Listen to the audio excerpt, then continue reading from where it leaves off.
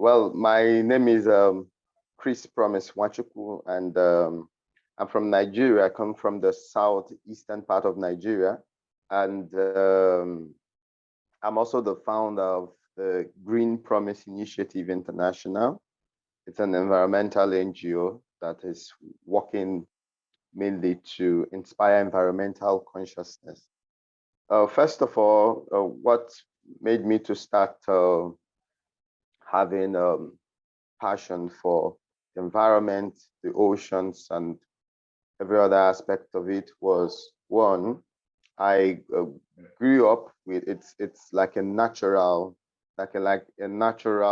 attribute which I was able to understand at a young age, because one of the things I was very fascinated with things that goes with life, the environment, plants, oceans, and all that. And I could remember when I was very young, I told my dad one time that I wanted to go to the beach, and he said, okay, that he'll give me the opportunity. And then I was living in Lagos, so we went to the beach, and I was so fascinated that I began to wonder, where does this whole water come from? And suddenly I looked around, I see some little creatures, they pop out, and they go in again. So I was like, what's this whole thing? So every day I started to grow up with it. But as time goes on, this whole consciousness started leaving. It started leaving, maybe because, one, you want to get a good job, you want to have a family, you want to, and several other things that was just your academics and all that. So I wanted to study geology in school, but at the long run, due to the educational system in the country, it just changed. I had to study computer science. So I was passionate about education too. I used it to be able to teach people concerning HIV and AIDS, concerning the environment and all that. And most of the students that I taught all this were able to understand, because I saw that there was very free flow with what was going on with them. And they really liked it because I made everything to be very simpler for them. And come to talk about it, I don't have a background on health. I do not have a background on the environment. I just studied computer science. But because I was self-tutored, at a very young age, I started reading a lot of things about the oceans. I taught myself different animals of just virtually just all by myself. So it was very able for me to communicate to them, even more than those who it was actually their own discipline. So I found this as a very good aspect of life for me. You're connected to the ocean through the river system. And do you think that your local communities feel that connection, or they don't feel that connection because they can't see the ocean? That is when this whole educating comes. Because I know when you educate your communities, you empower them. Now, I want to give you a scenario. There was this campaign that was going on in Nigeria concerning malaria. And now people were given mosquito nets to protect them against the mosquito bites and all that. But do you know what happened? Do you know what the people did with the nets? What did they do with the net? This is what they did with the net. They used the net for fishing. So they were not properly educated on what the net is used for, because they saw it as a fishing net. This is one of the problems which we're facing in Nigeria. And how do you make them understand that? You make them understand that through practical learning. So we take them to the river and we teach them how these things flows using maps. So we teach them how these things flow using maps. They might not comprehend it, but hence they've seen that something like this has been done. And I speak with my local languages to them. So I don't speak with English, I speak with the local language to them. Even though some of the terminologies I don't really know in English, I don't really know what they are in my local languages, but I just try to make sure that they understand it fully. So now they are able to comprehend this. If you have been to Nigeria, especially Lagos, you find out that, well, what we are discussing here, it's a very huge crisis here, plastic pollution. And the government is paying no listening ears to it. So what happens to these keystone species that are there?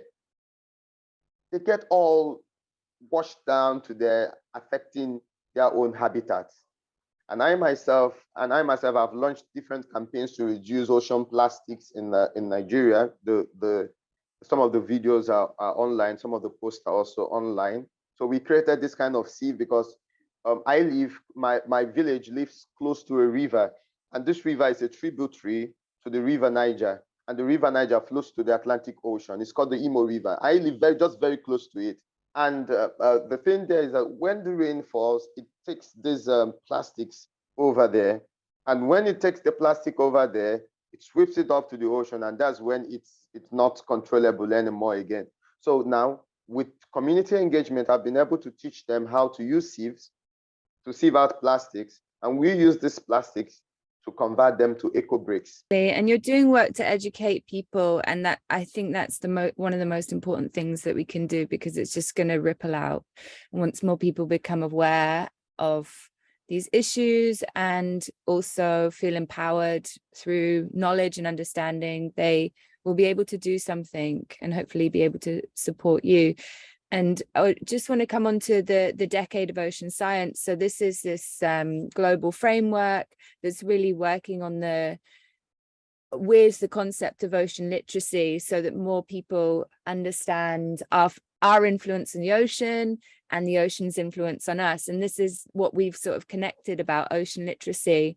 How can we improve our impacts on the ocean, and how is ocean literacy, just becoming aware of this relationship, a big part of it? There is this quote that says, what we do to the forest is actually we do to ourselves. Let's turn it the way around. What we do to the oceans, we do to ourselves. The thing is that people are not understanding that the oceans means well for them. So there is this thing that goes on whenever, but I'm no longer seeing it again. But a friend of mine said that he still sees it, maybe because I'm living in a rural area. So that's why I'm not seeing it. It said when the rain is falling, this is what the people do. People take their household refuse and pour them in the gutter. So plastics, food waste, everything, they just throw them in the water. They said it's going somewhere. Nothing, it's not going anywhere. It's returning back to you.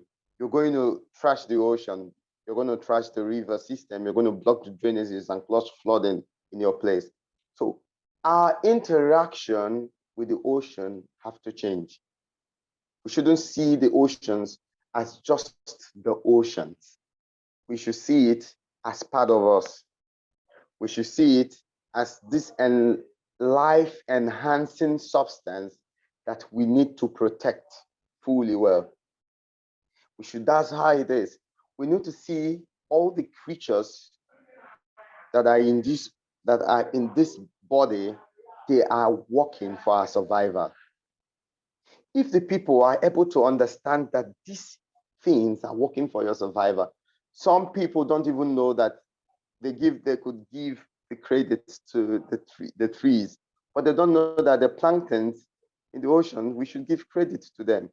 And because they give us all that we have.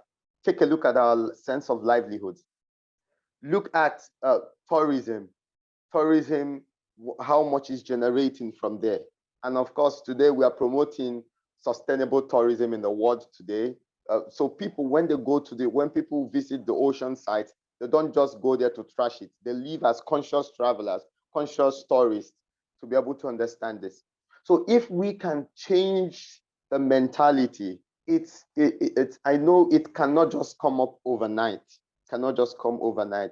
I want to acknowledge several organizations who are already doing their part, but every one of us has to be together in this. Collaborations worked. Every one of us who is passionate about this has something to offer, because this is our lives that are at stake. And these communities, they don't really understand it.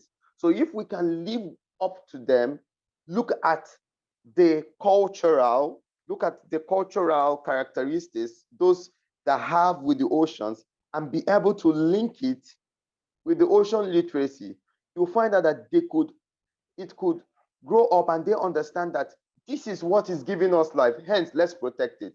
Because already they've been doing it before. They've lived with it. Most traditions in the rural areas, when you go to places like Warri, when you go to places like the Urobo in Nigeria there, you see their interactions with the oceans. They revere the oceans. In fact, they go there to pray. They revere it so well. And you can imagine when you tell them that this guy trashes your ocean, of course, it builds it to them. Oh, you have to stop it. This is where we pray. This is where we have a connection to the spirits of the ocean, to the spirits of our forefathers.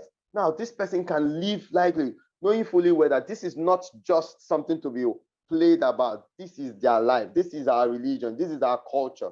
So I think that is how it can we can be able to influence them and have a change of mentality.